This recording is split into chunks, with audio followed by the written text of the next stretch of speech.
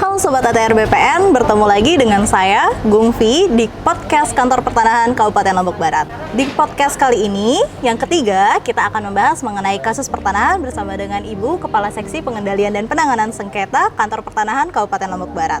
Selamat pagi, Bu. Selamat pagi, Mbak Gung.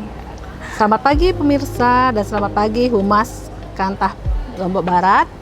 Perkenalkan, nama saya Baik Mahyuniati Fitria, SHMH.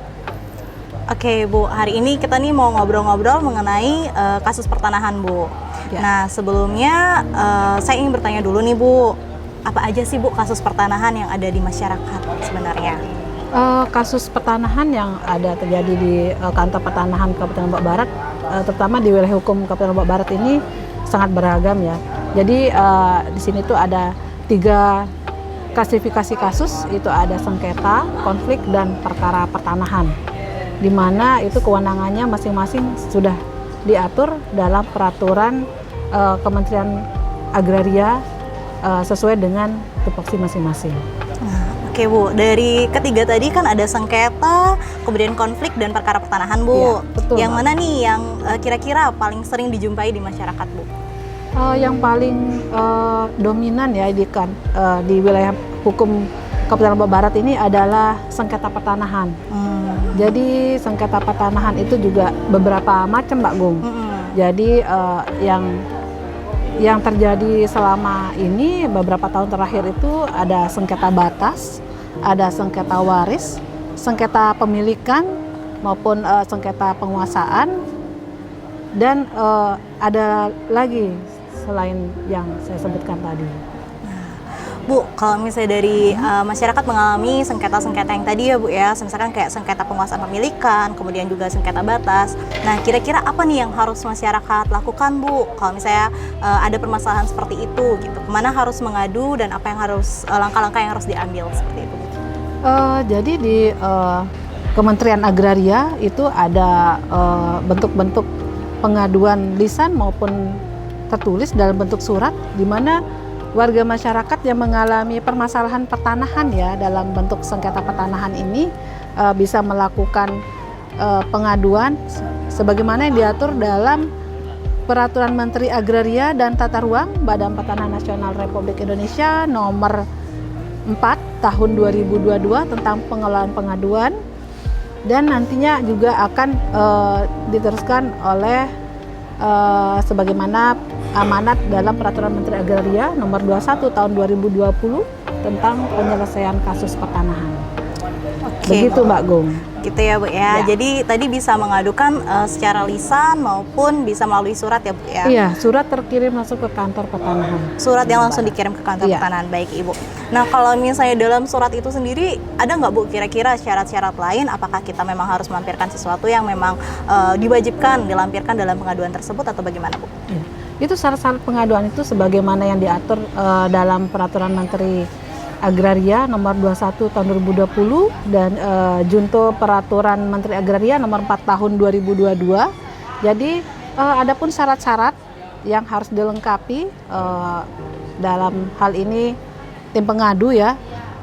Kami jadi selain secara lisan maupun bersurat ke kantor kepada kepala yang ditujukan kepada kepala kantor pertanahan Kabupaten Lombok Barat itu harus melampirkan identitas. Identitas itu adalah identitas diri berupa domisili ya, domisili tempat tinggalnya seperti KTP maupun SIM. Yang kedua itu adalah kronologis singkat dari permasalahan pertanahan yang dialami dan data maupun dokumen yang berkaitan dengan kepemilikan tanah yang diadu oleh pengadu. Jadi sudah diatur semua dalam amanat Peraturan Menteri Agraria yang tadi disebutkan itu Mbak Gung. Oke, baik Ibu. Nah, setelah dilakukannya pengaduan Ibu, baik secara lisan maupun melalui surat seperti itu ya Bu ya. Kemudian apa nih langkah-langkah yang dilakukan oleh Kantor Pertanahan Kabupaten Lombok Barat untuk membantu masyarakat dalam menyelesaikan permasalahannya? Jadi dari berbagai bentuk klasifikasi sengketa yang kami hadapi di Kantor Pertanahan Kabupaten Lombok Barat ini, bagi warga yang mengalami permasalahan pertanahan dalam bentuk klasifikasi kasus pertanahan yang berupa sengketa pertanahan, ini kami menanganinya dalam bentuk penanganan ya.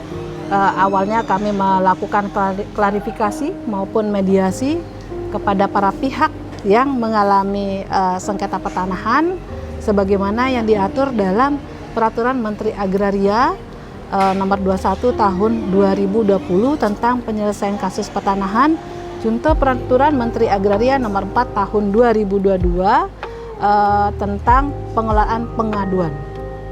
Begitu Mbak Gung. Begitu ya Bu ya. Iya. Nah, selain pengaduan yang tadi nih Bu, kira-kira ada lagi nggak Bu pelayanan-pelayanan lain di bidang penanganan sengketa pertanahan yang mungkin ada di kantor pertanahan Kabupaten Lombok Barat? Ya itu menarik ya Mbak Gung ya. Iya. Jadi dari bentuk pengaduan warga masyarakat yang mengalami permasalahan pertanahan, jadi tidak sedikit dari beberapa warga yang bersurat maupun mengadukan lisan kepada kantor pertanahan Kabupaten Lombok Barat ini meminta untuk melakukan pencatatan blokir dan sita terhadap aset-aset yang mereka miliki berupa sertifikat hak milik maupun sertifikat hak guna bangunan maupun alas hak lainnya yang mereka miliki.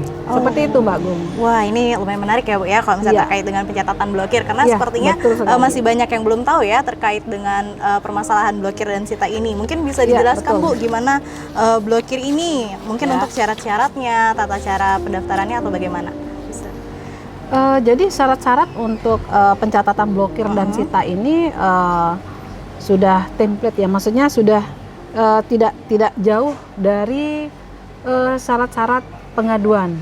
Jadi di mana yang mengalami permasalahan pertanahan itu harus melampirkan identitas berupa KTP maupun SIM ataupun apa yang menunjukkan kewarganegaraannya, dan ada surat kuasa apabila dikuasakan, dan ada kronologi singkat dan alasan pencatatan blokir. Jadi tidak serta-merta hanya berupa alasan saja, tapi tidak melampirkan bukti-bukti yang dimiliki. Jadi harus juga membuktikan kepemilikannya dan menunjukkan kepada petugas pengaduan yang ada di kantor pertanahan Kabupaten Lombok Barat. Berarti itu, hubungan hukumnya harus valid dulu ya Bu ya, baru kita bisa melakukan pencatatan jadi dia blokir, harus ada hubungan hukum dengan pengadunya. Jadi dia tidak asal-asal mengadu seperti itu. Oh, tidak asal-asal memblokir begitu ya Bu ya. Oke. Nah, untuk sudah siap Bu? Oke. Untuk blokirnya sendiri Bu, apakah dia didaftarkan di loket atau bisa seperti pengaduan yang tadi melalui lisan dan juga melalui surat seperti itu saja Bu? Jadi adapun alur pencatatan blokir dan sita ini sebagaimana diamanatkan dalam Peraturan Menteri Agraria nomor 13 tahun 2017 itu memang harus memenuhi syarat seperti yang tadi sudah saya sampaikan ya Mbak Gung ya. Jadi begitu sudah lengkap berkas permohonan pemblokiran, pemohon sudah bisa mendaftarkan permohonan pemblokirannya di loket. Jadi pada saat permohonan pemblokiran di loket, setelah itu kalau sudah lengkap akan dikaji oleh tim penanganan sengketa. Ini ditangani oleh Seksi Pengendalian dan Penanganan Sengketa Pertanahan. Setelah itu akan ditandatangani oleh Kepala Kantor Pertanahan Kabupaten Lombok Barat. Jika tidak disetujui oleh Kepala Kantor Pertanahan Kabupaten Lombok Barat maupun ada berkas yang belum lengkap terkait dengan pencatatan pemblokiran ini, kami harus bersurat dan memberitahukan secara resmi kepada pemohon untuk melengkapi apa saja kekurangan dari berkas kelengkapan untuk pencatatan blokir maupun kajian yang belum selesai dari tim penanganan pengendalian dan penanganan sengketa pertanahan Kabupaten Lombok Barat di Seksi 5. Seperti itu Mbak Gung. Jadi begitu lengkap, nanti kalau sudah lengkap berkas maupun kajian sudah tertandatanganin oleh kepala kantor, barulah bisa dicatatkan blokir. Adapun pencatatan blokir itu hanya berlaku 30 hari. Seperti itu Mbak Gung. Hanya berlaku 30 Ya. hari ya Bu ya. Nah, Iya. kemudian untuk sita sendiri nih Bu, tadi kan ada selain blokir, ada sita juga Bu. Nah, Iya, kalau misalnya untuk betul. sita sendiri, gimana nih Bu aturannya? Apakah hampir sama dengan blokir atau dia berbeda lagi? Ya, jadi untuk pencatatan blokir dan sita ini sedikit berbeda ya pemirsa. Jadi untuk pencatatan sita ini sendiri itu atas permintaan dari penegak hukum maupun permintaan pencatatan sita dari pengadilan, di mana ada sengketa pertanahan yang diperiksa maupun pada saat pemeriksaan dari hakim yang mengadili. Seperti itu Mbak Gung. Jadi harus ada permohonan dari pengadilan ya Bu ya untuk Ya. sita maupun Ya, dari maupun pemohon yang penegak lainnya, hukum. penegak Ya. hukumnya. Oke. Setelah kita ngobrol-ngobrol nih Bu mengenai tadi ada pengaduan, kemudian tata cara blokir dan sita. Nah, mungkin untuk ya masyarakat yang ada di luar sana gitu, kira-kira ada pesan-pesan nggak Bu untuk bisa mungkin saran-saran untuk bisa mencegah adanya sengketa pertanahan di masyarakat? Iya. Tadi saya belum menyampaikan ya Mbak Gung ya.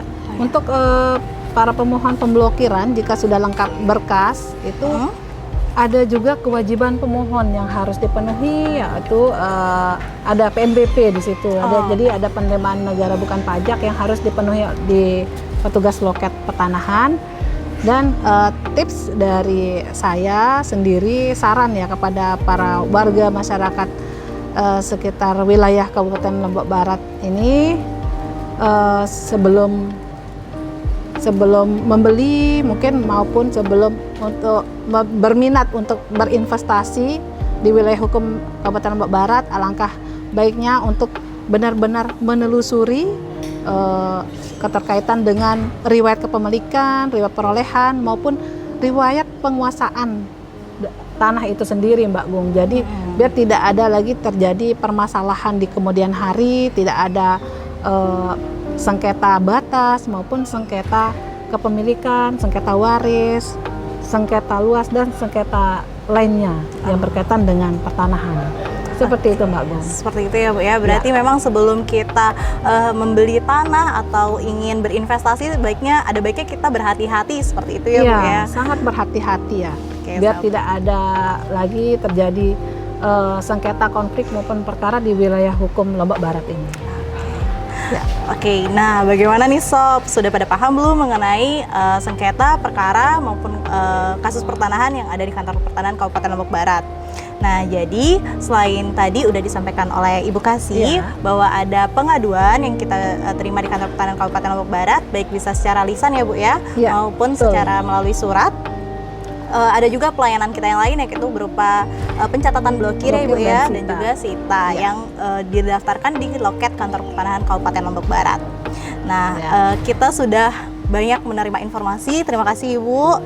Jangan lupa ya dibagikan informasi ini kepada keluarga, teman maupun orang-orang di sekitar kamu supaya lebih banyak lagi yang paham mengenai apa itu sengketa pertanahan. Urus tanahmu, cegah masalah, ciptakan keamanan. Dadah. Sampai jumpa lagi. Terima kasih Bu. Terima kasih Mbak Gung. Terima kasih pemirsa.